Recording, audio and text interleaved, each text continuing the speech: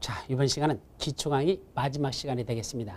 그래서 지난 시간에 이어서 우리 주택법에 이어서 농지법까지 끝내도록 하죠.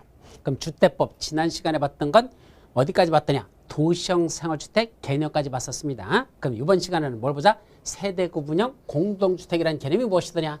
이것도 이번에 시험 문제에서 출제됐던 내용이죠. 그럼 세대 구분형 공주택이란 여기 그림을 보시면 몇 개 동이 있더냐? 하나, 둘, 셋, 넷, 다섯 개, 여섯 개가 있는 주택단지가 하나 존재하고 있습니다. 그럼 각 동별로 하나하나 주택단지마다 몇 세대가 저기 있더냐?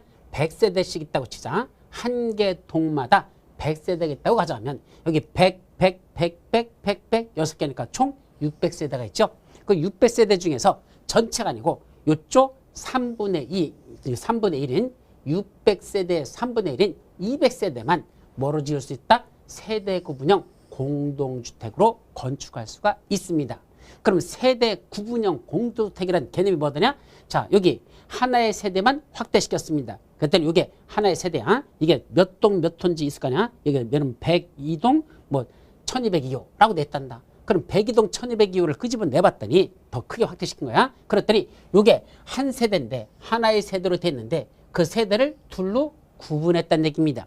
그래서 이쪽은 주인집이 살고 보통 이래요. 여기는 주인집이고 이건 뭐죠? 이건 임대노차 이겁니다. 세를 주자는 얘기입니다. 그래서 주인집하고 임대차 계약을 체결한 세입자가 이쪽에서 살도록 이렇게 사는 게 세대를 구분한 공동주택으로 살자는 얘기입니다. 그래서 왜 이렇게 만들어놨죠? 지금 우리나라 문제점 중에 하나가 60평 이상 되는 것들, 50평, 60평 되는 대형 아파트들 있잖아요. 그거 이제는 가족의 핵가족화되다 보니까 그렇게 큰 게 필요가 없어졌어요. 그래서 그걸 뭐 하자? 쪼개자는 얘기입니다. 그래서 한쪽은 주인들이 살고 나머지 이쪽 30평은 주인 살고 30평은 세주민 될 거 아니야. 그런 식으로 할 수 있느냐? 그런 것들이 세대구분형 공주택의 개념으로 가는 겁니다. 그래서 세대구분형 공주택이란 공동주택의 주택 내부 공간의 일부를 그랬습니다. 그럼 이게 하나의 공주택 내부 공간인데 그 일부를 이쪽이죠. 일부를 이쪽을 뭐랍니까? 세대별로 구분하여 생활이 가능한 구조로 하되 그 구분된 공간의 일부를 구분 소유할 수 없는 주택이다. 이게 시험 문제 났었죠. 구분 소유할 수 없다. 다시 말하면 이쪽은 세만 줘야 되지. 쪼개가지고 이건 주인을 갖고 이쪽은 남한테 파는 거 매매는 안 된다. 소유권 이전은 안 된다는 얘기입니다. 그래서 전체가 주인집이 되는 것이고 이쪽만 임대하는 이것이 구분 소유할 수 없다라는 뜻입니다. 그래서 소유권을 나눌 수 없다. 이게 구분 소유를 한다는 게 안 된다는 얘기죠. 그러니까 결국 세만 주라는 얘기입니다. 근데 법적으로는 두 개 세대로 볼까? 하나의 세대로 볼까? 예, 법적으로는 합쳐서 하나의 세대로 본단다. 요거 둘을 합쳐서 하나의 세대죠. 그래서 이 하나의 세대로 본다는 건 왜 그런지 아십니까? 주차장 공간 설치하는 것 때문에 그렇습니다. 보통은 아파트 같은 데는요. 현재 법적으로 1세대당 1.2대의 차량을 세울 수 있는 그 주차 공간을 확보하게 돼 있거든요. 1세대당 1.2대입니다.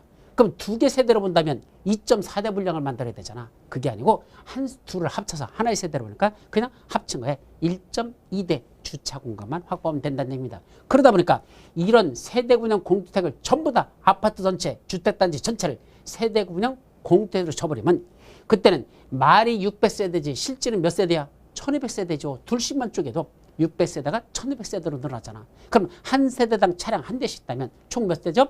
차량이 무려 1200대가 필요할 겁니다. 한 세대당 한 대씩만 있다 치더라도 그럼 1200대가 필요한데 실질적으로 법적으로는 600세대의 1.2배니까 720세대 주차 공간만 확보하면 된다는 얘기입니다. 심각해지는 거야 사실은. 그래서 세대 구분형 공주택은 전체를 갖다가 세대 구분을 하지 못하고 전체 세대수의 얼마까지만 3분의 1까지만 세대 구분형 공주택으로 600세대 중에 3분의 1인 200세대만 세대 구분형 공주택으로 지을 수 있도록 이렇게 하는 건 주차 공간에 부족한 걸 그걸 어떻게 해결하기 위해서 이렇게 많이 지쳐 못하도록 주택단지 한 곳에 세대 구분형으로 전체 짓는 건 허용하지 않도록 3분의 1까지만 허용한다는 거 주차 공간 때문에 그렇다고 여러분들이 이해하시면 되는 겁니다. 아셨죠?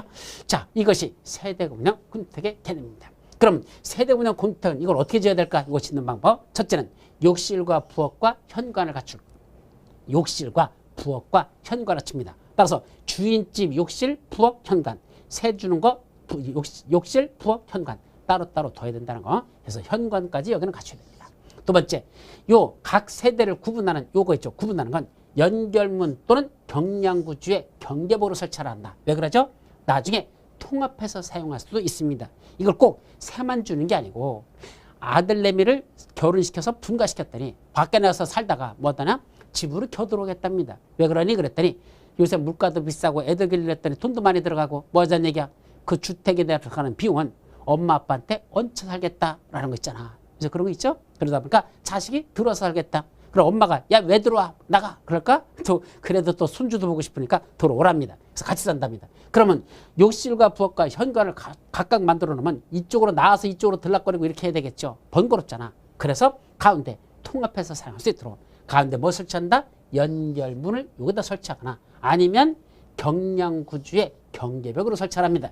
이때 경계벽이라는 건 세대와 세대를 나누는 벽을 경계벽이라고 합니다.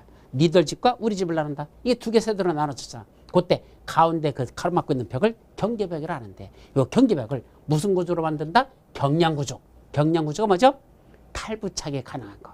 철근 콘크리트로 만들어면 그거 못 부시잖아. 그런데 그게 아닌 언제든지 뗐다 붙일 수 있는 그런 임시시설로서 경계벽을 설치하라는 얘기입니다. 경량구조니까 탈부착이 가능한 그런 경량구조의 경계벽으로 설치해서 언제든지 둘을 통합해서 사용할 수 있도록 그렇게 하자는 얘기입니다. 또는 전체 세대수는 아까 말씀드렸죠? 전체 세대수의 3분의 1까지만 세대구분형 공터를 줘야 되고 또 전체 주거전용 면적 중에서 면적이 각 세대마다 다를 수도 있어요. 그죠? 어떤 건 24평짜리 아파트도 있고 같은 주택단지 안에도 어떤 건 30평, 어떤 건 46평. 평수가 다르죠? 그러다 보니까 주거전용 면적이 다 다를 수 있습니다. 그때 세대구분형 공동주택은 전체 세대수에 차지하는 주거전용 면적 중에서 그 합계 중에 얼마까지만 이 세대구분형 공주택의 주거전용 면적은 3분의 1까지만 차지해야 됩니다. 따라서 세대수도 3분의 1이고 전체 주거전용 면적의 면적도 3분의 1 이하로만 세대구분형 공주택을 만들 수 있다는 거. 이런 것들이 법적인 현재 제한을 받고 있다. 이 정도만 세대구분형 공주택을 이해하시면 충분합니다. 자, 이제 넘어가자. 공구. 공구가 뭘까? 일단은 공구상을 찾습니다. 뭐 이렇던 드릴 같은 거, 뭐 그런 걸 공구라고 하죠. 이건 그게 아닙니다. 자, 주택단지라는 게 조성됩니다. 아까 주택단지는요, 적어도 주택법상 사업계획 승인받고 짓는 것들이 주택단지인데 여기 주택단지 하나가 이렇게 조성이 됩니다.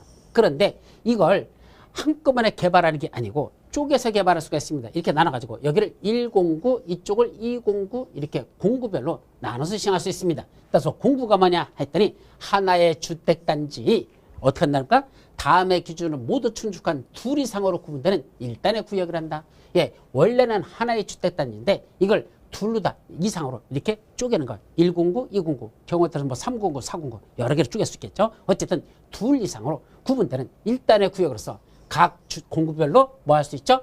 착공신고 및 사용검사를 별도로 수행할 수 있는 구역. 즉 공사를 시작할 때 동시에 하는 게 아니라 이쪽 1공구부터 먼저 공사 들어간다. 착공신고 따로 하고 나중에 2공구는 나중에 착공신고한다. 착공신고도 각각 별도로 할 수 있고 그럼 공사가 끝나는 기간도 달라지겠네? 그러면 이쪽 먼저 공사 시작한 이쪽에서 공사 다 끝나면 아까 뭐 받는다 했어? 사용검사 받는다 그랬죠. 주택법상 사용검사를 따로따로 받을 수 있어. 그래서 착공신고도 각각 할 수 있고 나중에 공사 끝나고 사용검사도 별도로 수행할 수 있는 이러한 구역을 뭐라 부른다? 우리 공구라고 하자. 1공구, 2공구 이렇게 나누자는 얘기입니다. 아셨죠? 그래서 핵심은 착공신고 및 사용검사를 별도로 수행할 수 있는 것. 이게 공구로서의 특성입니다. 그러면 이때 공구가 되기 위해서는 첫 번째 무슨 요건을 필요한다? 요 각 공구별로 경계가 설정돼야 됩니다. 공구별로 제1공구, 2공구가 뚜렷하게 구분되게 하라는 얘기죠. 그때 요 폭이 적어도 1공구, 2공구 공구별로 폭이 6m 이상 되는 경계를 설정해야 된다는 것. 이것이 첫 번째입니다. 즉 1공구하고 2공구는 폭이 6m 이상 되도록 경계를 설정합니다. 그럼 이때 경계의 대표적인 게 뭘까? 주택단지 안에 이런 도로. 주택단지에서 폭이 6m 이상 되는 도로를 만들어서 1공구, 2공구 나누라는 얘기입니다. 주택단지 안에는 도로라든지 또는 주택단지 안에 주차장 있죠? 그때 부설주차장으로서 그 부설주차장을 만들어서 1공구, 2공구 사이에다 주차장을 만들어서 그걸 나누라는 얘기입니다. 아니면 녹지 공간을 만들거나 옹벽 같은 걸 쌓아가지고 1공구, 2공구가 구분돼야 된다는 거. 그때 폭은 얼마? 6m 이상 되는 경계를 설정할 것. 두 번째, 각 공구별로 세대수는 몇 세대가 됩니까? 300세대 이상은 돼야 됩니다. 1공구도 300세대 이상. 209도 300세대 이상 되도록 최소한 300세대 이상이 되도록 해야 되고 그러면 주택단지 전체는 공구별로 분할해서 사업을 시행하면 주택단지 전체는 몇 세대 이상이 돼야 될까? 아까 2개 이상으로 나누면 되니까 109 300세대, 209 300세대면 되죠. 합치면 최소 600세대 이상인 주택단지는 공구별로 분할해서 시행할 수 있다. 자, 중요한 것들입니다. 따라서 공구는 왜 만들어놨다? 나중에 착공시공 및 사용검사를 각각 별도로 수행할 수 있는 공간을 말한다. 이때 공구가 되기 위해서는 각 공구별로 경계가 설정되는데 너비 6m에 산다는 도로라든지 주택단지 안에 도로라든지 또는 부서주차라든지 그런 거로 경계가 설정된다. 그때 각 공구별 세대수는 몇 세대? 300세대 이상으로 했다는 보니까 그 공구별로 분할하게 한 주택단지 전체 규모는 600세대 이상이면 600세대 이상만 되면 2개의 공간으로 구분해서 공구별로 분할해서 사업을 시행할 수 있습니다. 거기까지. 자, 이제 부대시설과 복리시설과 간선시설, 시설 세 가지가 나오네. 이때 부대시설이라는 뭐로 돼서 주택에 딸린 시설 그랬습니다. 다시 말하면 주택 있는 곳에 꼭 있어야 되는 것들. 이게 딸린 시설이야. 그래서 이 주택에 딸린 시설은 뭐에 속하죠? 그 주택에 들어갑니다. 주택에 딸렸기 때문에 이것도 주택의 일부로 봅니다. 반면에 복리시설은 주택과 별개의 개념으로 봅니다. 복리시설은 주택 개념이죠. 별개의 개념을 볼 수 있죠. 그래서 부대시설은 주택에 딸린 시설로서 주택이라면 거기에 당연히 들어간다. 어떤 게 있죠? 주택단지 안에 있는 주차장들. 부대시설입니다. 꼭 있어야 됩니다. 그러니까 부대시설은 꼭 있는 시설, 주택 있으면 꼭 있는 거 이렇게 생각하면 돼요. 두 번째 관리사무소 있어야 되죠. 담장, 그다음에 주택단지 안에 있는 도로 이런 것들은 전부 다 부대시설입니다. 그래서 어떻게 하면 되냐? 주차장 관리사무소는 우리 주차장 있잖아. 그거 관리하는 관리사무소 있잖아. 주차장 관리사무소는 어디 있다? 담장 옆에 있는 주택단지 안에 있는 도로 위에 있다. 그래서 주차장 관리사무소는 담장 옆에 있는 주택단지 안에 도로 있죠? 그 옆에 보면 거기 관리사무소에 있는 그게 있답니다. 그래서 주차장 관리사무소는 담장 옆에 있는 주택단지 안에 도로에 건축되어 있다. 그렇게 봅니다. 그게 부대시설들.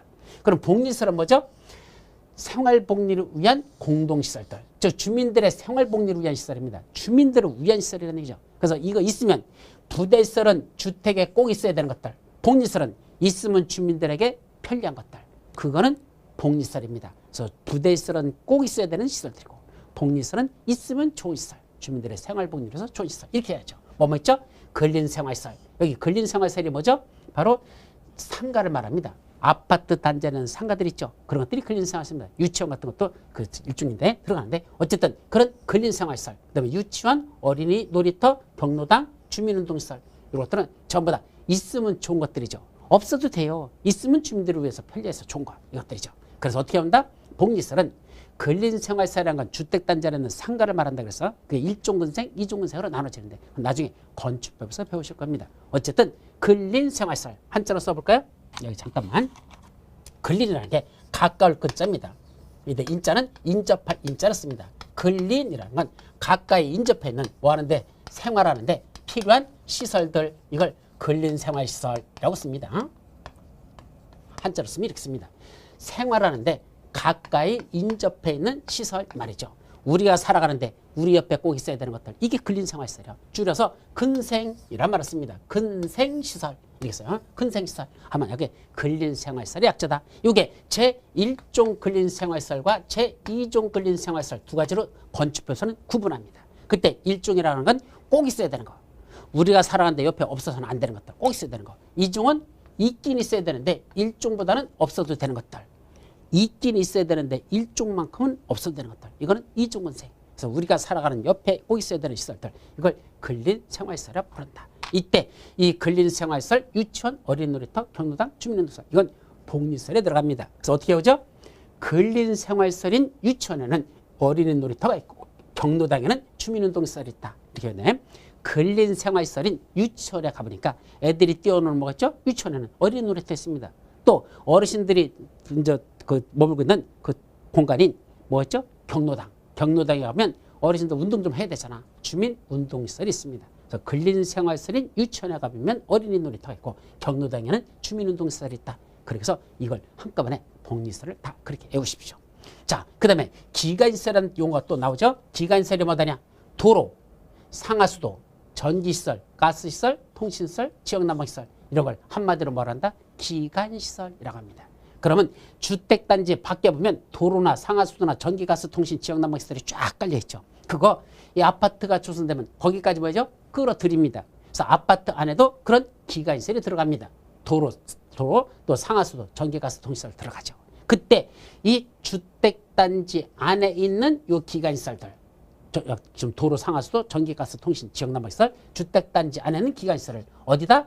그 주택단지 밖에 있는 같은 종류의 기관시설에 연결시키는 시설 이걸 뭐라 본다? 그걸 간선시설이라고 합니다. 다시 말하면 주택단지 밖에 여기 전기시설이 들어가고 있죠. 그거 아파트 단지 안으로 끌어들여야 돼 안 끌어들여야 돼? 끌어들여야 전기를 쓸 거 아니야. 그때 요 전기시설을 갖다가 주택단지 안에 있는 전기시설과 이렇게 연결시키는 요 연결하는 요 시설이 요게 뭐가 된다? 그걸 간선시설이라고 표현합니다. 그래서 주택단지 안에 있는 기관시설을 그 주택단지 밖에 있는 같은 종류의 기관시설에 연결시키는 거.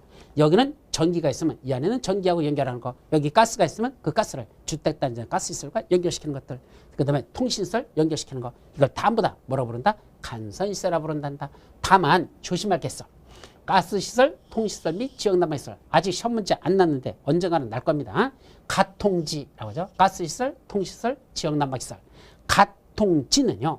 어디 안에 있어도 주택단지 안에는 기관시설들. 아까 이 안에도 가스시설, 통신시설, 지역난방시설이 있다고 그랬죠? 그거는 어디 안에 있어도 주택단지 안에 있으면 아까 뭐라 부른댔어? 그건 기관시설이라 부른다고 했잖아. 주택단지 안에서는 기관시설이야. 그런데도 불구하고 이 주택단지 안까지 들어간 가통지 시설은 뭐에 속한다? 그것도 간선시설에 포함된다라고 정의합니다. 따라서 원래는 기관시설과 기관시설을 연결시키는 여기까지를 이걸 간선시설이라고 부르는데 가스시설, 통신시설, 지역난방시설은 비록 주택단지 안에 있어도 그것도 간선시설에 포함시킨다. 가통지는 주택단지 안에 있어도 간선시설로 본다. 이렇게 정리해 두시기 바랍니다. 여기까지.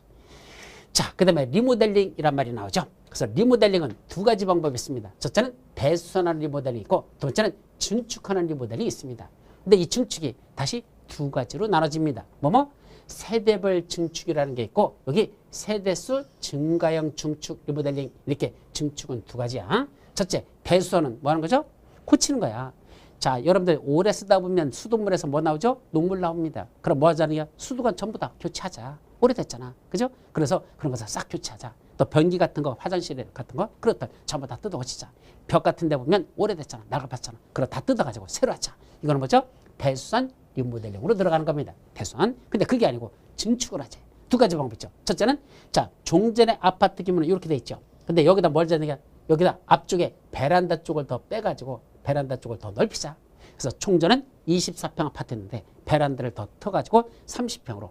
이게 지금 있는 건물에 여러분들 그 베란다 확정공사라고 했죠? 그거하고 다른 거야. 베란다 확정공사는요. 그냥 발코니 그 베란다 면적 그거 터가지고 그냥 쓰자는 얘기지. 이건 그게 아니고 그 맨 마지막 발코니 끝난 그 유리창 맨 마지막 밖에 있는 유리창 있죠? 그 발코니 끝난데 거기서부터 더 이어서 더 공간을 빼자는 얘기입니다. 그래서 더 넓히자는 얘기입니다. 그것이 종전보다도 이쪽을 더 넓혔죠? 그래서 이쪽을 더 확대시킨 거. 이것이 세대별 증축 리모델링이라고 하죠. 그래서 24평짜리 아파트를 30평으로 늘려버리는 거. 이거는 세대별 증축 리모델링입니다. 반면에 이쪽 있죠? 세대수 증가형 증축 리모델링이 있습니다. 이거 뭐 하는 거죠? 위에다가 더욱 많이 올려버려. 그럼 종전의 세대수가 1000세대인 아파트였는데 1000세대 위에다가 다시 수직 지축을 더 올려가지고 세대수를 더 늘려버리는 거. 이거는 이제 세대 사단 아파트를 1150세대까지 올리는 거. 이런 것들은 세대수 증가형 증축 리모델링입니다. 그래서 증축에는 두 가지가 있다. 각 세대별은 그대로 두고 인원 총 1000세대라면 1000세대는 그대로 두고 24평 아파트였던 걸 30평으로 늘려버리는 거. 요거는 세대별 증축. 그게 아니고 세대수가 1000세대였는데 위에다 세대수를 더 올려가지고 아니면 옆에다 새로 줘도 돼. 때로 공간이 있다면 거기다 새로 건물을 줘도 돼. 이래서 전체 주택단지에는 세대수를 더 늘려버리는 거. 이거는 세대수 증가형 증축 리모델링이다. 이렇게 해서 리모델링은 크게 보면 대수선 리모델링, 세대별 증축 리모델링, 세대수 증가형 증축 리모델링 이렇게 크게 보면 세 가지로 나눠집니다. 자, 그때 이 리모델링은 언제부터 할 수 있다냐? 리모델링 시기입니다. 언제부터 가능하죠? 다 짓고 나면 뭐 받는다 그랬습니까? 사용검사 받는다 그랬죠. 주택법에서는 사용검사 받는다 그랬습니다. 그로부터 몇 년이 지났다? 대수선은 10년이 지나면 리모델링 할 수가 있습니다. 그냥 안에 있는 것들 시설도 뜯어내고 고치는 것 정도는 10년만 지나면 할 수 있습니다. 반면에 증축 리모델링은 몇 년이 된다? 세대별이든 세대수 증가든 증축 리모델링은 원칙적으로 15년이 지나야 그때는 증축 리모델링을 할 수 있습니다. 사용검사로부터 15년이 지나죠. 다만 여기 15년 이상 20년 미만의 연수 중에서 시도조례로 정하는 경우는 그 연수가 경과된 공동주택만 세대별 증축이 가능하고 세대수도 마찬가지야. 증축이 가능합니다. 그때 증축하려면 원래는 15년이 지나면 되는데 여기 서울특별시 조례에서 또는 경기도 조례에서 이게 시도조례라고 했죠. 서울특별시 조례 또는 경기도 조례에서 뭐라고 정했죠? 아니야. 우리 서울특별시에서는 15년이 지난다고 안 되고 17년은 지나야지 할 수 있어. 그래서 15년 이상 20년 미만에서 연수 중에서 따로 시도조례로 정할 수 있다 그랬으니까 우리 서울특별시는 17년이 지나야 증축 리모델링 할 수 있어 라고 정하면 그때는 15년이 아니라 17년이 지나면 된다는 얘기죠. 그때는 저기 인천에서는 얼마 때나 쥐들은 18년 지나야 된대. 그때는 경기도에서는 쥐들은 25년 지나야 된대. 된다? 경기도에서 25년 지난 건 안 됩니다. 왜? 15년 이상 20년 미만 사이에서만 시도조례로 정하라고 그랬지. 20년이 넘어가는 20년이 이상 넘어가는 얼마까지? 25년 이렇게 정하는 건 안 된다는 얘기입니다. 그래서 15년, 16년, 17년, 18년, 19년 이렇게만 정하라는 얘기입니다. 이게 15년 이상 20년 미만 사이에서 시도조례로 따로 연수를 정하면 그 연수가 경과하면 그때부터 증축 리모델링 할 수 있습니다. 그때 세대별 증축은 얼마까지 가능할까? 여기 각 세대의 주거 전용 면적 전유 부분만 따져. 전유 부분하고 공유 부분이라고 했죠. 현관문을 열고 안으로 들어가면 거기는 전유 부분이라고 합니다. 현관문을 열고 밖으로 나오면 복도, 계단, 엘리베이터 이런 것들이죠. 이런 것 전부 다 공용 부분이라고 하죠. 그중에 전유 부분 면적, 현관문 열고 안으로 들어가는 그 면적에 얼마까지만 원칙은 30% 이내까지 증축하는 게 가능합니다. 따라서 종전께 그게 얼마란다? 규모가 100제곱미터 했다. 주거 전용 면적이 100제곱미터 했다면 그때는 그거의 30%인 30제곱미터. 그럼 총 130제곱미터 되도록 그렇게 면적을 늘리는 게 가능하다는 얘기입니다. 그래서 원칙은 그 전유 부분의 면적의 30% 이내까지는 증축하는 게 허용되는데 다만 기존에 했던 세대의 주거 전용 면적이 얼마란다? 85제곱미터 미만짜리래. 그럼 85 미만이니까 국민주택 규모 미만이라는 얘기죠. 그러면 그런 85제곱미터 미만밖에 안 되는 소형주택이라면 중소형주택이라면 그때는 얼마까지? 40%까지 증축해도 된대요. 그래서 이제 요 말귀를 새겨 들어봐. 종전의 주거 전용 면적이 종전의 주거 전용 면적이 얼마라고 가정할까? 이거 100제곱미터인 경우하고 종전의 주거 전용 면적이 80제곱미터고 그때 얼마큼 증축이 가능한지를 따져보자. 자, 요거는 얼마까지 가능하겠죠? 30% 이내까지 가능하다 그랬죠. 요거는 40% 이내까지 가능합니다. 왜? 85제곱미터 미만에 속하니까 요거는 이렇게 들어갑니다. 그래, 가능하죠. 그러면 이때 가능하다 그랬으니까 한번 따져봐. 그럼 위에는 100제곱미터에다가 더하기 30%니까 30제곱미터를 더해가지고 100제곱미터에다가 더하기 30에서 총 얼마 된다? 130제곱미터. 이렇게 하는 게 가능하다는 얘기입니다. 반면에 밑에는 80제곱미터에다가 더하기 그거의 40%니까 40%면 48, 32. 32제곱미터가 되겠죠. 80제곱미터에 40%, 그럼 48, 32. 그러면 112제곱미터까지 가능하다. 이거죠. 80에다가 30이 더하면 일단은 110입니다. 그래서 85 미만일 때는 40%까지, 85 이상 되는 것들은 30%까지만 가능하다. 그렇게 여러분들이 기억해두면 됩니다. 85제곱미터 미만일 때 40%다. 이렇게 정리하십시오. 아셨죠? 자, 이런 말귀를 이해하는 게 중요합니다. 자, 그것이 세대별 증축에서는 그렇다는 얘기입니다. 반면에 세대수 증가는 그럼 얼마까지 가능할까? 기존 세대수의 15% 이내에서 세대수를 증가시킬 수가 있습니다. 그럼 아까 기존 세대수를 내가 몇 세대라고 그랬죠? 1000세대라고 한다면 이 1000세대의 15%니까 15% 얼마죠? 150세대. 이걸 세대수를 늘릴 수 있는 게 최대 150까지가 나옵니다. 그럼 1000세대 150세대를 하면 1150세대 주택단지를 조성할 수가 있다는 얘기입니다. 그래서 15% 이내면 세대수를 증가하죠. 그때 무슨 증축도 가능하다? 수직 증축형 리모델링도 가능하도록 작년부터 법이 바뀌었습니다. 종전에는요, 수직축축 리모델링은 인정하지 않았었습니다. 왜요? 종전에 있던 아파트 위에다 새로 이렇게 더 올린다는 게 이게 위험하거든요. 왜? 종전권 이 하중이라는 건 더 올릴 걸 예상하지 않고 지었던 건데 위에다 다시 더 올려버리면 이 무게를 견디지 못하면 밑에 있는 게 무너질 수가 있다는 얘기입니다. 가진 다라 오래됐는데 10년도 넘어버렸는데 15년도 넘었죠? 그러니까 이거다 올린다는 게 이게 위험하다고 해서 못하겠었습니다. 그런데 이제는 수직축축도 가능할 수 있도록 이렇게 법이 바뀌어버리면서 위에다 더 올려도 된다. 근데 위험하기 때문에 많이 올리지 말랍니다. 최대 3계층 이내에서만 증축할 수가 있습니다. 따라서 15층짜리라면 15층 위에다가 3계층을 해서 18층까지만 이렇게 3계층까지 올리라는 얘기입니다. 다만 기존 층수가 몇 층이라면 14층 이하라면 기존 층수가 14층, 13층, 12층, 11층, 10층 이런 것들이라면 그때는 위로 올리는 게 3계층까지도 안 되고 그때는 몇 계층까지만 2계층까지만 가능하도록 그렇게 법에서 규정하고 있습니다. 그래서 수직축축은 원칙은 3계층까지 주기가 가능한데 그건 15층 이상 되는 층에서만 3계층이 가능하고 14층 이하 되는 층에서는 수직축축에서는 2계층까지만 요거 증축이 가능하다는 거. 또 신축할 당시 뭘 가지고 있었다? 구조도를 보유하고 있어야 됩니다. 이제 구조도라는 건 처음에 질 때, 우리 15년 전이죠. 15년 전에 이 아파트 질 때 여기는 어떤 구조로 졌고 그 속에 뭐가 들어갔고 그게 다 들어있습니다. 철근이 얼마나 들어갔는지 이런 구조도가 있어야 그걸 검토해보고 여기다 더 증축해도 되겠다 안 되겠다 그 판단을 위한 그 구조도를 갖고 있을 때만 그때는 수직축축도 허용한다라는 거 거기까지는 여러분들이 기억해 두십시오. 자, 그 다음에 이제 밑에 뭐가 나오죠? 여기 리모델링 주택조합 설립인가 결의요건과 사업시행 행위허가 동의요건 이것이 또 올해 시험 문제 출제됐던 것들이죠. 그래서 이것도 중요했던 것들이거든. 근데 이게 무슨 말이더냐? 첫째, 리모델링 주택조합을 설립하려면 먼저 뭐부터 합니까? 조합 설립 인가라는 걸 받아야 됩니다. 항상 그래요. 조합 설립하려면 항상 조합 설립인가입니다. 도시개발 조합 설립할 때도 조합 설립인가.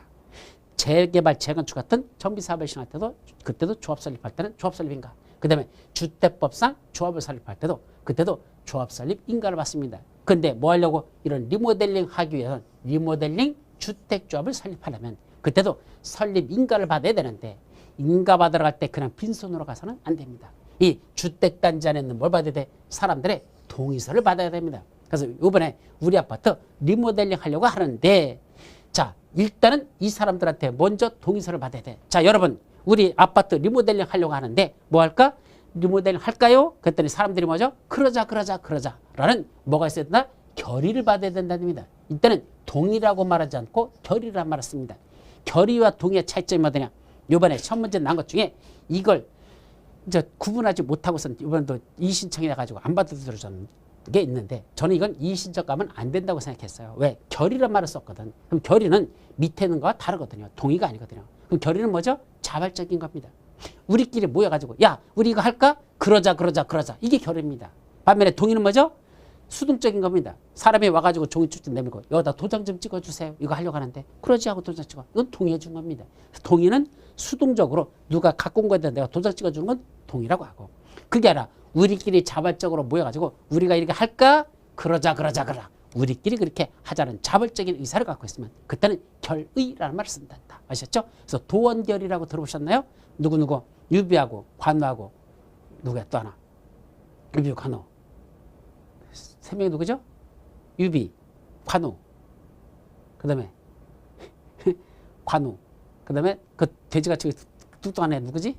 예, 네 누구? 누구? 아, 유비, 관우, 장비 셋이 있죠. 같이 그 힘센 장비가 생각이 안 난다. 머리가 돌이 되면 이제 이렇게 되기 시작합니다. 그래서 유비, 관우, 장비가 셋이 그 도원결의를 했잖아. 도원이 뭐죠? 복숭아밭. 그게 봄에 거기 앉아가지고 피를 나누면서 우리는 의형제다. 죽어도 같이 죽고 살아도 같이 살자. 그랬습니다. 근데 결국은 뭐 했죠? 각각 죽었습니다. 그래서 각자 죽어버렸죠. 네, 인생이라는 게 그런 거야. 근데 어쨌든 셋이 도원결의라는 거랍니다. 결의가 뭐죠? 우리끼리 이렇게 하자. 의형제 맺자. 그러자. 그건 결의라고 합니다. 그건 동의라고 안 한다는 얘기입니다. 그래서 동의와 결의라는 개념은 서로 다르다. 그럼 리모델링 주택조합을 설립하려면 먼저 뭐 받는다? 설립 인가 받으러 가기 전에 사람들한테 와서 동의서를 받습니다. 자, 여러분 우리 아파트 이번에 리모델링 주택조합을 설립하려고 하는데 여러분들 어떻게 할까요? 그래서 뭘 받는다? 동의가 아니라 결의를 받으라는 얘기입니다. 뭉치라는 얘기죠. 그래서 그러자 얼마큼이 결여야 되죠? 그때는 주택단지 전체라고 싶으면 전체 구분 수요자비 이격권의 각 3분의 이상의 결임이 각 동의 과반수의 결여가 있어야 되고, 전체가 아니라 한 개 동만 한다면 전체를 리모델링할 수도 있고 한 개 동만 할 수도 있어. 그때 한 개 동만 한다면 그 동에 그 한 개 동에 구분 수요자 이격권의 각 3분의 이상의 결의만 있으면 된다라고 됐습니다. 이게 조합을 설립할 때는 이런 3분의 2과 3분의 2가 있으면 됩니다. 그래서 3분의 2과 3분의 2라는 것만 있으면 조합 설립인가 밖에 결의가 된 거라는 얘기죠. 근데 조합이 설립되고 나면 결의하지 않은 분들 있죠. 여기 나는 안 할래, 조합 설립 안 할래 한 사람들 있죠. 그분들은 전부 다 뭐 되냐, 매도 청구라는 걸 합니다. 너희는 조합원이 아니기 때문에 너는 팔고 떠나라, 매도하라고 청구한다. 팔고 떠나라는 얘기입니다. 너는 여기 조합원이 아니니까. 그래서 이 중에 결의한 사람들만 조합원으로서 남는 것이고, 결의하지 않은 분들은 전부 다 매도 청구해가지고 내쫓아버립니다. 나가버려. 그러면 결의한 사람들 있죠? 그분들끼리 이제 사업을 시작하면 리모델링도 아까 몇 가지가 있었습니까? 3가지가 있었잖아. 첫째는 대수선 리모델링, 두 번째 세대별 증축 리모델링, 세 번째 세대수 증가형 증축 리모델링. 이 중에 어떤 방법으로 할 것이냐, 또는 혼합해서도 돼요. 혼용해도. 어쨌든 어떤 방법을 할 것인지에 대해서 또 자기들끼리 의견이 모아져야 됩니다.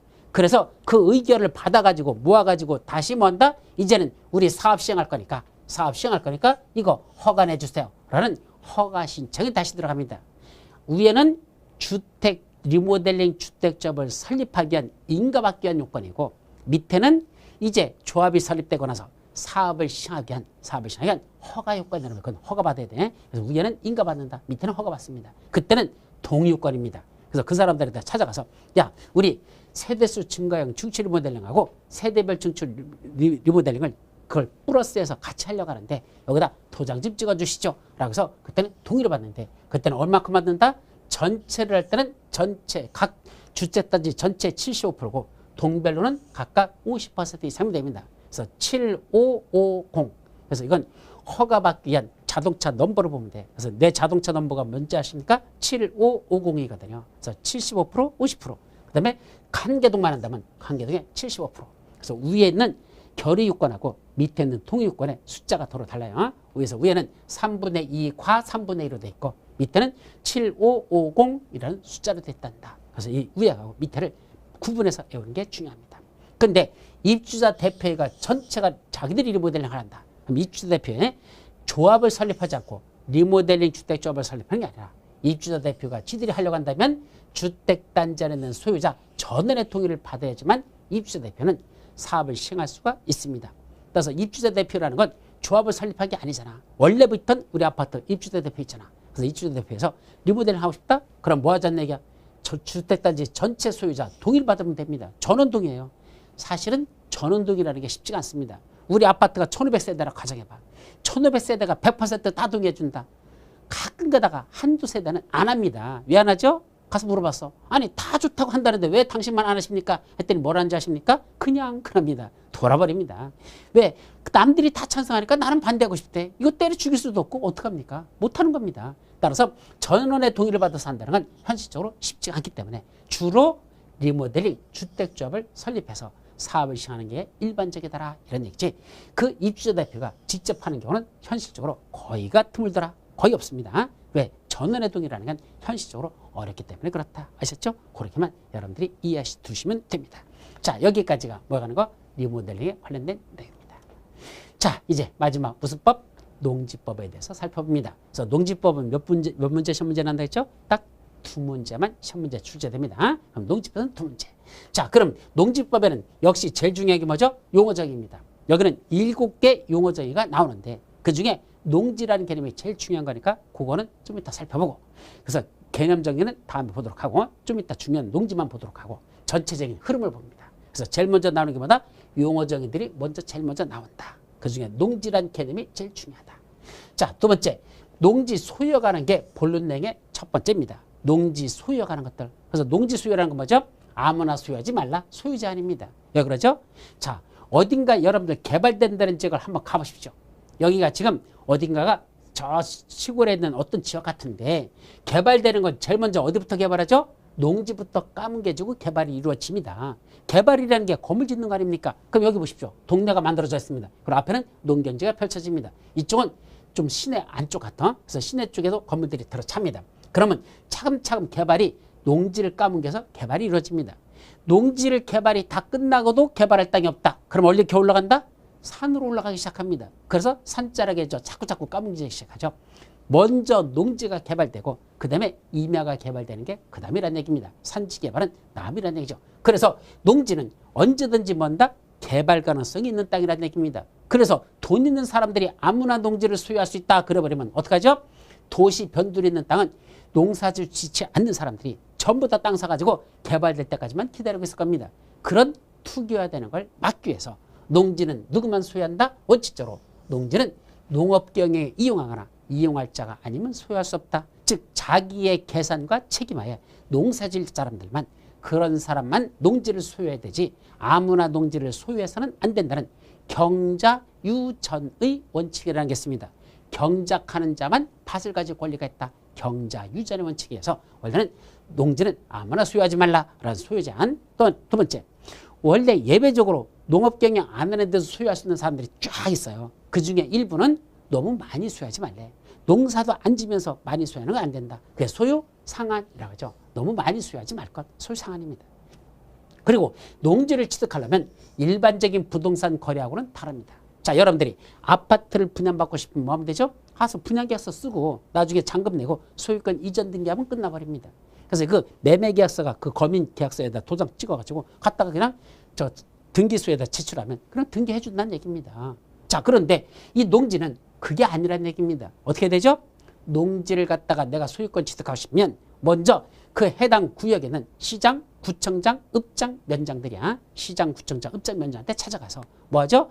이 농지 내가 취득하려고 하는데 농지를 취득할 자격이 있다는 증명서 발급을 신청합니다. 그걸 농지 취득 자격 증명이라고 하죠. 농지를 취득할 자격이 있다는 증명서 발급 신청을 해야 됩니다. 그럼 매매계약서만 갖고는 안 되고 그 발급해서 신청을 받아가지고 그 발급받는 농취증이라는 걸 발급받아가지고 농취증이라고 표현해. 그 농취증이라는 걸 발급받아서 그걸 매매계약서 쓴 거하고 같이 가지고 와서 등기를 신청해야, 그래야 등기를 해주지. 그냥 매매계약서만 갖고는 농지는 원칙적으로 소유권 등기를 할 수가 없습니다. 그래서 농지를 소유하기 위해서는 농지 취득 자격 증명이라는 걸 발급받아야 되는데 그때 내가 농사를 어떻게 짓겠다는 농업경영 계획서를 작성해야 됩니다. 이렇게 농사 짓겠습니다라는 농업경영서를 작성해서 그걸 가지고 농취증 발급 신청을 해버리면 그때 시장, 구청장, 읍장, 면장이 검토해보고 괜찮아? 이렇게 농사 지려고 그래? 그럼 이 사람 취득해도 괜찮아 라는 자격이 있다는 증명서를 발급해준다 라는 게 농취증이라는 것이죠. 그리고 농지를 소유하고 있다가 농지를 더 이상 소유할 수 없는 결격 사유에 해당하는 경우가 있어요. 농사 짓다 말아버렸단다. 그리고 다른 사람한테 임대했단다. 법적으로 임대차는 아무 때나 하는 게 아니거든요. 농경지는 법적으로 정해져 있어요. 근데도 농사 안 짓고 있다. 그때는 너는 농지를 가질 자격이 없으니까 농지를 처분하라 라는 농지 처분에 관련된 내용들이 나옵니다. 자, 이것들이 어디서 나온다? 농지 소유에서는 크게 나온다는 얘기죠. 두 번째, 농지 이용으로 내려가 보자. 그럼 농지는 그걸 갖고 있으니까 제대로 이용하라는 얘기입니다. 그래서 이용과 관련돼서 두 가지가 있습니다. 첫째는 대리경작제도. 대리경작은 뭐더냐? 자, 여기서 한 사람이 지가 농사를 짓고 있었습니다. 지가. 근데 농사 짓고 있던데 혼자는 못 짓잖아, 농사는. 마누라하고 같이 열심히 농사 짓고 있었는데 마누라가 도망가 버렸습니다. 왜 도망갔죠? 농사 짓는 게 워낙 벅차고 힘들잖아. 그래서 뭐 하겠대? 공인중개사 현보겠다고 도시로 다 도망가 버렸습니다. 그래서 현봐가지고 1년 동안 붙어가지고 나는 부동산을 거지 이런 촌구석에 처박혀가지고 농사 짓는 거 안 하겠답니다. 그래서 마누라가 남편한테 그런 줄 남겨놓고 올해 벌은 돈 주서 내가 얼마 갖고 저기 도시 가서 공인중개사 시험 공부할 거니까 나 찾지 마라고 문장 하나 딸랑 편지 하나 남겨놓고 도망가 버렸다는 얘기입니다. 남편 혼자 농사 질랬더니 열받아 안 받아? 열받죠. 혼자도 못 짓잖아. 그러니까 느티나무 밑에 앉아가지고 여기서 소주만 까고 앉아 있습니다. 문제는 이 사람이 농사를 안 짓다 보니까 이 농경지는 뭐 하더냐? 그 논인데 논에 피만 자랍니다. 원래는 벼를 심어서 벼가 자라야 되는데 피만 자랍니다. 근데 이놈의 피는 번식력이 완성해가지고 그 자기 농경지에서만 자라는 게 아니고 이놈의 피가 사방팔방으로 피가 피튀기기를 해서 퍼져 나간다는 얘기입니다. 그래서 주변을 전부 다 피바다로 만들어 버립니다. 그러면 이 한 사람이 농사 안 짓는 게 중요한 게 아니고 이 한 사람 때문에 주변 농경지가 다 망쳐버린다는 데 문제가 있죠. 그럴 때는 이 관할하고 있는 시장운수구청장이 이 농사 지어야 될 사람이 안 짓고 있는 사람을 찾아갑니다. 그래서 소주 마시고 있는 사람한테 뭐라고 얘기하죠? 당신의 그 심정은 나도 100번, 1000번 이해합니다. 왜? 내 마누라도 중간에 도망간 적 있었거든. 그래서 되게 힘들었었는데 그 심정은 이해하지만 당신이 농사를 안 짓므로써 주변의 농경지를 다 망치고 있으니까 뭐 하시란 얘기야? 농사 좀 지십시오. 라고 얘기합니다. 그때는 이 사람이 뭐라더라? 알았습니다 하고 치면 되는데 앉아 잃어버립니다. 그러면 그때는 이 농사 지을 사람 대신 다른 사람을 지정해서 그 사람 보고 대신 농사를 짓게 한다. 대리경작자라는 자를 지정하는 것들. 이걸 뭐라 한다? 대리경작제도로 갑니다. 올해 시험 문제 났었죠? 그럼 대리경작자가 농사 져서 시험 문제 난 지문이야? 근데 농사 졌으면 대리 농사 진 사람의 그 수확량이 있을 거 아니야? 그거 전부 다 대리경작한 사람이 다 먹으면 될까? 안 됩니다. 왜? 남의 농지 농사 져서 지가 번 거잖아. 비록 시장운수구청장이 나보고 농사 지으라고는 했지만 내 거 아니잖아. 따라서 그 수확량의 일부를 누구한테 갖다 줘야 된다? 그 주인. 원래 이게 농사 질 사람 그 주인한테 갖다 줘야 되는 겁니다. 요때 얼만큼을 갖다 주더냐? 이게 이번 시험 문제 났던 거죠. 옛날에도 몇 번 났던 거야. 그때 얼마를 갖다 주죠? 바로 100분의 10을 갖다 줍니다. 요때 이 주인한테 100분의 10을 갖다 주는 걸 뭐란다? 11조라고 한단다. 예, 교회 다니는 사람들은 잘 아실 거야. 그 내가 얻은 소득의 10분의 1은 누구 거다? 하나님 거다. 라는 바로 그 11조를 갖다가 누구한테 갖다 바친다? 주인한테 갖다 주라는 겁니다. 시험 문제에서 100분의 10이라는 그 숫자를 찾는 것이 올해 시험 문제 출제됐던 내용이죠. 자, 이게 대리경작 제도. 임대차 제도는 뭡니까? 아까 농지 함부로 남한테나 빌려주면 안 된다 그랬죠. 지가 농사 안 짓는다는 남한테 빌려주는 건 법적으로 정해져 있어요. 요런 사유가 있을 때만 대리경작이 가능하다. 이때는 임대차 제도가 가능하다라고 됐습니다. 그때 임대차 제도에 대해서는 함부로 하지 못하도록 법에서 막아놨습니다. 왜 그러죠? 옛날에는요.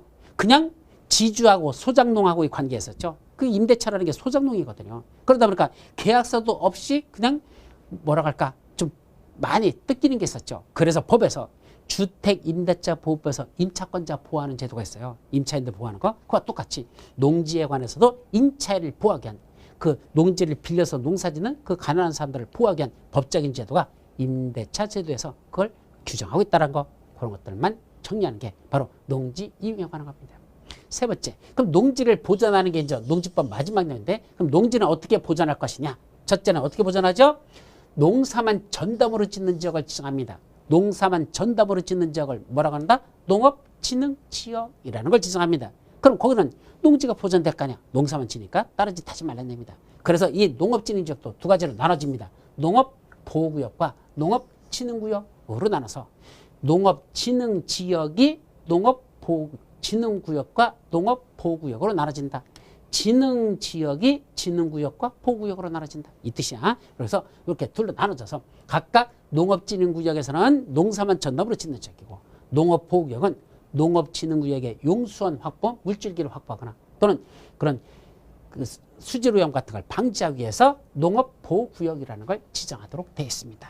자, 요것들이 농사만 전담으로 짓는 농업진흥지역을 지정해서 농지를 보호하자라는 게 있고 또 하나가 농지는 어차피 개발하게 되면 까무개진다고 그랬잖아. 그 농지를 농사 짓는 거 이해 목적으로 쓰는 걸 뭐란다? 농지 전용이라고 합니다. 농사 짓고 있던 농경지를 농사 짓지 않는 용도로 쓰는 거 이게 농지 전용이에요. 자, 농경지에다가 공장을 지었다, 농경지에다 주택을 지었다, 이게 농지 전용이죠. 함부로 하면 될까? 안 되도록 그걸 농지를 보호하기 위해서 함부로 하지 못하도록 해서 농지 전용을 함부로 하지 못하게 돼. 그럼 농지를 전용하려면 뭐 바꾼다? 허가 바꿔야 됩니다. 경미한 건 농지 전용 신고하게 됩니다. 행정처인자들도 농지 전용하려면 협의를 거친 후에 농지 전용해야 됩니다. 또 농지를 다른 용도로 일시적으로만 쓰겠다. 타용도 일시 사용하고 농사 짓고 있던 농경지를 농사 짓는 게 아니라 다른 용도로 잠깐만 썼다가 다시 농경지로 복구하겠다는 얘기입니다. 그때도 타용도 일시 사용 허가란 걸 받거나 일부 경미한 건 타용도 일시 사용 신고만 하고도 사용할 수 있는 것들. 또 농지를 전용하려면 농지보전 부담금이라는 걸 납부하게 되어 있습니다. 네가 농지를 까뭉개서 없어지는 것만큼 새로 농지를 조성하거나 기존에 있는 남은 농지를 관리하기 위한 돈을 내놓으랍니다. 그때 내놓는 돈을 뭐란다? 농지 보전 부담금이라는 걸 부과시킴으로써 농지 전용을 함부로 하지 못하게 하는 것들. 이것도 농지를 보전하기 위한 법적인 조치라 이런 얘기죠. 아셨죠? 자, 여기까지만 여러분들이 정리합니다. 그리고 이게 농지법에 관련된 내용은 그런 것들을 다룬다 이런 얘기죠. 자, 마지막. 그럼 농지라는 게 무엇일까? 농지 개념에 관한 겁니다. 그래서 농지가 뭐냐 그랬더니 뭐랍니까? 전답과수원. 자, 전답과수원이 뭐죠? 전이 뭐죠? 밭전자입니다. 우리 한자로 쓰면 어떻게 되죠? 밭전자. 이게 전자죠. 답자를 모르는 분들이 많아. 답이 뭐죠? 논답자입니다. 밭전자. 이걸 밭전이라고 부르고. 근데 뭐 있죠? 논답이라고 표현합니다. 그 논답자는 어떻게 쓰느냐? 간단합니다. 밭 위에다가 뭐 한다? 물을 대었다 들이부어버리면 됩니다. 그래서 논답자는 간단해요. 물숫자 밑에다 밭전자 쓰면 됩니다. 참 중국 놈들 한자만 들어보면 어떨 때는 참 기발하다는 생각이 듭니다. 저 같으면 논답자 어떻게 썼을까? 저는 이렇게 했을 거야. 예, 논에다가 벼 심었다. 저는 이걸 답자라고 저는 이렇게 만들었을 것 같은데 중국 놈들은 논 위에다 물을 갖다 부어라. 논 위에 물이 찼다. 예, 논에 물이 차 있어. 아니, 밭에 위에 물이 차 있으면 그건 뭐 된다? 논이 된다. 밭 위에 물을 부었다. 논이 된답니다. 그래서 밭전자, 논답자라고 합니다. 전답, 과수원. 이거를 우리가 뭐란다? 흔히 법적인 지목으로 따졌을 때 우리 법적 지목이란 말이 나오죠? 법적 지목은 28가지가 있습니다. 이거는 여러분들 지적법에서 다시 공부하실 겁니다. 그래서 지목에는 28가지가 있는데 그중에 농지와 관련된 지목이 전답과수원이에요. 전답과수원하면 원래는 이게 농경지를 말하는 겁니다. 그런데 이 농지법에서 농지 개념은요. 법적 지목을 따지지 않는다. 불문한다. 묻지 않는다. 이 말입니다. 따라서 농지가 되기 위해서는 농지법상 농지가 되는 건 실제로 전답과수원은 법적 지목이 중요한 게 아니고 실제로 농작물 경작지 또는 다는생식물의 재배지로 이용되는 토지라면 그건 다 뭐로 본다? 다 그게 농지다. 농작물의 경작지나 다는생식물의 재배지랍니다.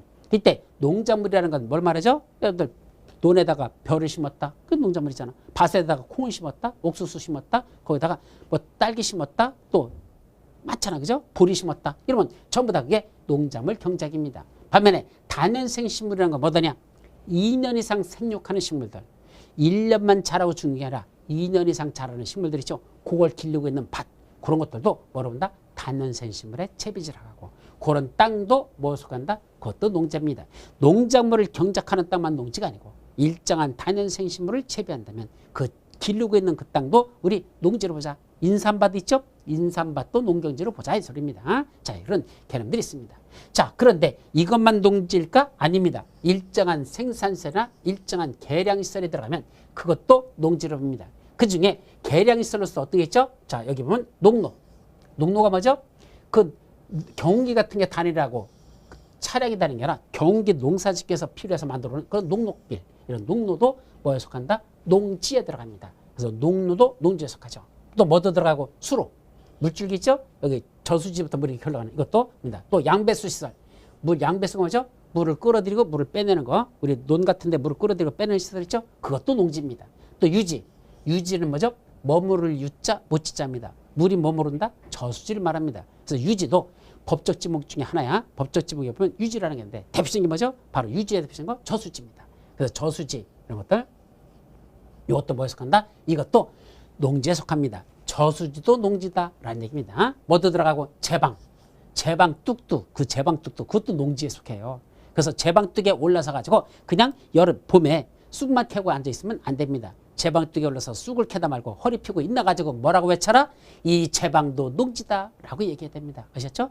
제방 뚝에 올랐으면 뭐라고 외친다? 이 제방도 농지다라고 해야 됩니다. 제방이 뭐야? 제방이야. 이렇게 얘기하면 안 됩니다. 제방이 뭐야? 농지다라는 게 정답입니다. 아셨죠? 이와 같이 농지라고 들어갔던 건 이런 일정한 계량시설들 농로라든지 수로라든지 양배수라든지 유지라든지 제방 이런 것도 전부 농지 속에 들어갑니다. 그럼 계량시설만 들어갈까? 아니요. 생산시설도 농지에 속합니다. 이때 생산시설이 뭐죠? 고정식 온실, 버섯재배사, 비닐하우스 같은 거. 이때 고정식 온실이라고 하는 건 유리로 다 만든 온실들 있죠? 그런 것들이 고정식 온실로 보시면 됩니다. 그래서 유리 같은 걸 만들면 상당 기간 동안 거기서 고정돼서 그냥 쓸 수 있는 그런 온실들. 이것도 이런 생산시설에 들어가는데 이것도 농지입니다. 그게 있는 땅.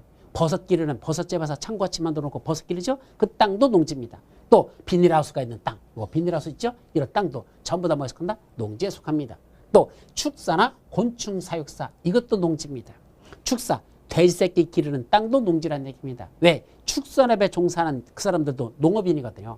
축산농가란 말 들어보셨죠? 그러니까 축산업에 종사하는 것도 농업에 종사하는 겁니다. 꼭 이런 아까 농작물이나 다년생식물 재배하는 이것만 농업에 종사하는 게 아니야. 축산업도 농업의 영역에 들어간다. 농사 짓는 거에 들어갑니다. 그래서 축산업도 축사도 농지에 속하고 곤충사육사라는 이때 곤충을 기른다는 게 뭐죠? 바로 식량자원으로서의 곤충을 말합니다. 요새 보니까 그 군뱅이 같은 것도 길러요. 왜요? 그게 단백질의 그게 결정체거든요. 단백질로서 최고 고급입니다. 그래서 그거로다 뭐죠? 먹기도 하잖아. 여러분들 옛날에 시골에 자랐던 분들은 뭐도 했었죠? 벌집.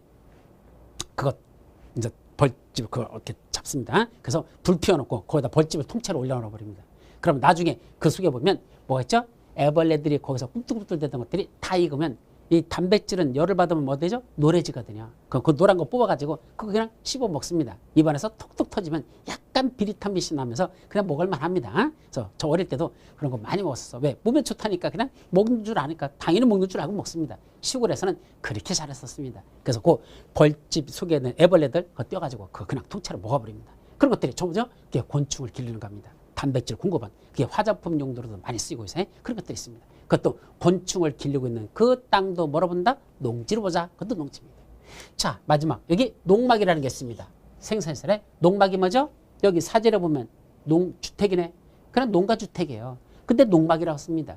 이 농막과 농가주택의 차이점은 뭐죠? 농가주택은 먹고 자고 하면서 생활하는 공간으로서만 그건 주택입니다. 반면에 농사를 짓는데 내 집이 너무 멀어요. 저기 있어. 그래서 여기까지 오는데 한참 거리가 걸립니다. 그럼 농사 질 때 잠깐 머물러 쉬거나 아니면 농기구 같은 걸 보관하기 위해서 만드는 집. 이걸 뭐란다? 농막이라고 합니다. 과수원을 농막이라고 가르치는 사람들이 있는데 그건 잘못된 겁니다. 그 과수원에 있는 그 과수원 안에 있는 그 원두막이라는 거. 그 원두막은 그건 농막이 아닙니다. 그건 감시탑입니다.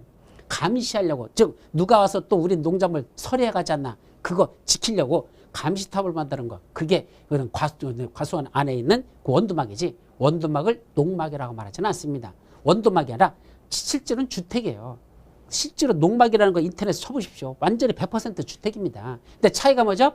아까 주택은 먹고 자고 거기서 생활하는 게 주택이죠. 근데 농막은 생활하려고 하는 건 아니고 농사 짓는데 잠시 쉬거나 농사 짓다가 아니면 농기구를 보관하거나 일하려고 만들어 놓은 겁니다. 여기서 요새는 취사 활동도 가능합니다. 그래서 옛날에는 밥은 못 해먹겠었어. 그래서 그런 취사 도구를 못 하겠었는데 지금은 취사까지도 할 수 있고 잠시 머물러 쉬는 건 가능합니다. 근데 요새는 이런 농막을 치는 거 이거는 농지다 짓는 거거든. 따라서 맹지다 짓는 게 가능하다는 게 중요한 겁니다.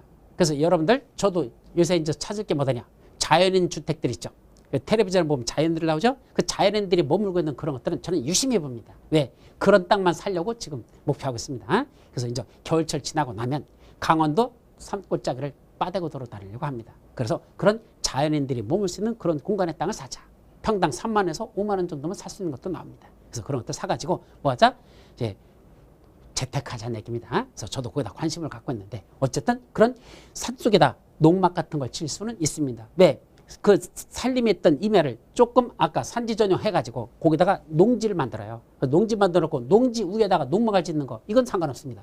도로랑 접하지 않아도 되는 거니까 그래서 농막을 져놓고 거기서 좀 머물다가 그 다음에 다시 또 도시 나와서 생활하다가 또 거기 들어가서 또 생활할 수 있고 이런 일종의 별장 비슷하게 쓸 수 있는 공간으로선 농막이라는 걸 쓸 수가 있는데 이 농막은 이 농막에 있는 땅도 뭐에 들어간다? 그 땅도 농지에 속하지 그건 대지가 아니라는 거 그렇게 여러분들이 기억하는 게 중요합니다. 자 마지막 농지에서 제외되는 토지들이 있습니다. 그럼 농지에서 제외된다는 게 뭐죠? 농지가 아니라는 얘기입니다. 어떤 거죠? 첫째 법적으로 지목이 전답 과수원이 아니랍니다. 그럼 아까 법적 지목을 따지지 않는다고 그랬는데 농지냐 여부를 따질 때는 근데 여기는 따집니다. 전답 과수원이 아니랍니다. 그럼 이건 무슨 말이죠? 원래는 농경지로 쓰려고 한 게 아니었다는 얘기입니다. 근데 어쩌다 보니까 농사를 짓더라는 얘기입니다. 농작물 경작지 또는 다년생식물의 재배지로 계속하여 이용을 했다는 얘기입니다. 근데 그 이용한 기간이 얼마밖에 안 된다? 3년 미만밖에 안 된답니다. 그러면 그건 농지로 본다? 아직은 안 본다? 아직은 안 보겠다는 얘기입니다. 전답 과수원이 아닌 토지인데 농사를 짓고 있었다는 얘기입니다. 그게 계속하여 지은 기간이 아직은 3년 미만이다? 농지가 아닙니다. 그럼 언제부터 농지라는 얘기야? 전답과서안이 아닌 땅에다 농사를 졌는데 3년 이상 졌다. 그러면 그때부터는 농지를 보겠다는 얘기고 3년 미만이면 아직은 농지가 아니다 라고 기억합니다. 두 번째, 지목이 임야인데 야산 들판이죠. 임야인데 산지 전용 허가를 받지 않고 원래는 임야를 갖다가 다른 거로 쓰려면 산지 전용 허가를 받아야 돼요. 근데 산지 전용 허가 안 받고 거다 농작물 경작 또는 단연생식물 재배에 이용한다면 이거는 농지로 보지 않는다. 불법으로 개간한 농지는 농지가 아니다 라는 뜻입니다. 그래서 지목이 임야인데 산지 전용 허가를 받지 않았다는 말이 중에 산지 전용 허가 안 받고 그냥 농사 짓고 있으면 그건 농지로 볼 수 없다. 그럼 불법 개간한 농지입니다. 세 번째, 초지법에 따라 조성된 초지. 이 초지가 뭐죠? 대관령 같은 데 가보면 그 겨울철에 위해서 소들에게 먹이를 쓰기 위해서 그 소들의 염을 그 먹이를 쓰기 위해서 잡초를 기릅니다. 그때 그 풀들이 기르는 걸 말하죠. 그걸 초지라고 합니다. 따라서 이건 그냥 조금 풀 기르는 게 아닙니다. 초지법이란 법에 따라서 크게 넓게 짓는 겁니다. 그때 초지가 조성되면 이 초지는 농지로 보지 않습니다. 그렇다고 그걸 산지로 보냐? 산지도 아닙니다. 초지는 초질관 초지일 뿐입니다. 그래서 초지는 농지도 아니고 산지도 아니고 초지는 초질관 초지다 라고 기억해 두시면 됩니다. 이런 것들은 농지로 보지 않는 것들 세 가지 이렇게 여러분들이 기억해 두시면 됩니다. 자, 여기까지가 뭐 하는 거? 농지법에서 농지가 무엇이냐라는 개념 정리까지는 여기까지 했습니다. 자, 이렇게 해서 기초 강의에서 맛배기들만 이렇게 봤습니다. 이제 다음 주부터는 뭐가 들어간다? 기본 강의로 들어갑니다. 그래서 기본 강의부터는 정말로 여러분들이 시험 문제 나와서 꼭 외웠던 것들 전부 다 지금 나와 있는 이런 그림식으로 전부 다 이렇게 완성이 되어 있습니다. 그래서 이거 내용을 먼저 보고 그 다음에 이 그림을 이해하는 거 그러면 머릿속에서 훨씬 더 오래 남습니다. 말로 다 설명한 것 그냥 글자로 써놓은 거는 머릿속에 오래 남지 않아. 근데 그림을 자꾸 들여다보면 이 그림의 의미를 이해하면 훨씬 더 머릿속에서 오래 남을 수 있습니다. 그게 노대기들이 공부하는 방법 중에 하나입니다. 아셨죠? 그래서 이해도 빨리 될 수 있고 그림 보면서 그 머릿속에 오래 남는 그런 공부가 여러분들 조금이라도 도움이 되도록 하기 위해서 그 막대한 시간을 들여서 제가 자료를 만들었으니까 그건 다음 주부터 시작되는 거니까 오늘은 여기까지만 기초 강의를 마치도록 합니다. 아셨죠? 자, 다음 주에 다시 뵙도록 하면 오늘 여기서 마치도록 합니다. 여러분 그동안 대단히 수고하셨습니다.